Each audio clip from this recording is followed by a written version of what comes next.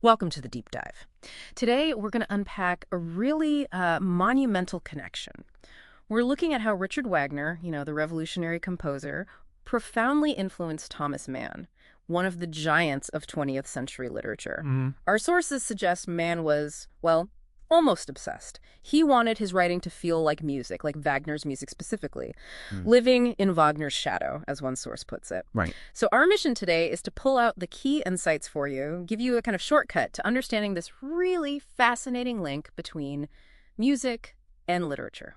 And it is fascinating because Wagner's whole way of thinking about art, it became a complete system for Mann. It wasn't just, borrowing a theme here or there.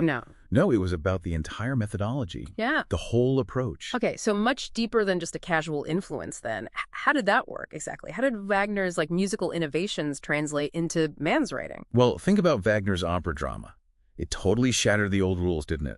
Yeah, like the Tristan chord, that feeling of pushing towards atonality, moving away from stable keys. Precisely that sense of stretching, breaking structure.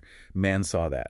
And he applied that exact idea to the novel. How so? He developed what you could call his anti-novel, a type of book that deliberately broke away from the traditional epic forms, much like Wagner broke musical tradition. Ah, okay.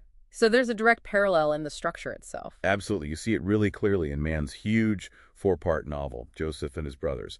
It's structured, quite deliberately, as a literary echo of Wagner's Ring cycle. Wow. The Ring of the Nibelung. That's ambitious. It is. It's like a literary symphony, in a way. That's an incredible concept. But how did he manage something like Wagner's leitmotif system? Assigning specific musical themes to characters or ideas. How do you do that in prose? That seems tricky. Yeah, it does, but he did it brilliantly. Wagner's musical leitmotifs became Mann's network of theme motifs, and also light characters. Theme motifs and light characters, explain those.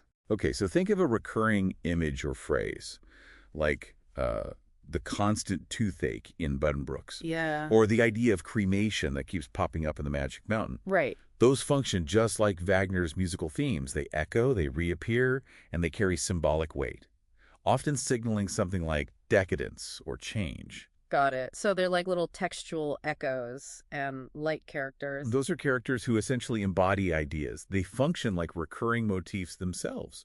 Think of Settembrini and Nafta in the Magic Mountain. Ah, the intellectual rivals. They represent opposing philosophies. Yeah? Exactly. They are the philosophies embodied. And this ties into another Wagnerian influence, the focus on inner life. Inner dialogue. Yeah, Wagner's dramas delve deep into the character's spiritual and psychological states. Mann took that technique and really ran with it. His use of inner monologue, that deep narrative dives into characters' thoughts, that's a hallmark of modernism, and you can trace a line back to Wagner. So if we zoom out a bit, it looks like both of them, Mann and Wagner, they had this shared interest in, well, bigger ideas, mythology, ancient mysteries, even things like Buddhism. Definitely. They both intellectualized their art in that way. Mann actually called Wagner the discoverer of the myth for purposes of the opera. Interesting phrase. So myth wasn't just fantasy for them. Not at all. It was a tool, a way to explore deep truths about reality, about humanity, and maybe even propose ideals. And they both played with time in their works too, didn't they? I remember that line from Wagner's Parsifal, time turns into space here. Yes. And think about Mann's The Magic Mountain. The subtitle is literally a novel of time.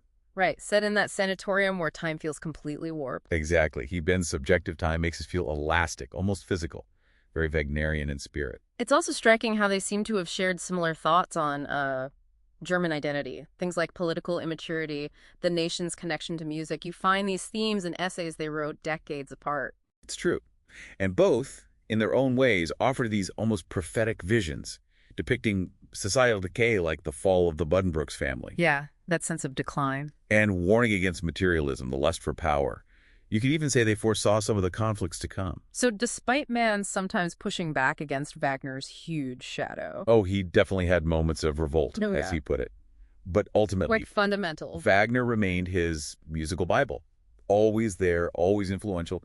You can't really understand Mann fully without understanding Wagner's impact.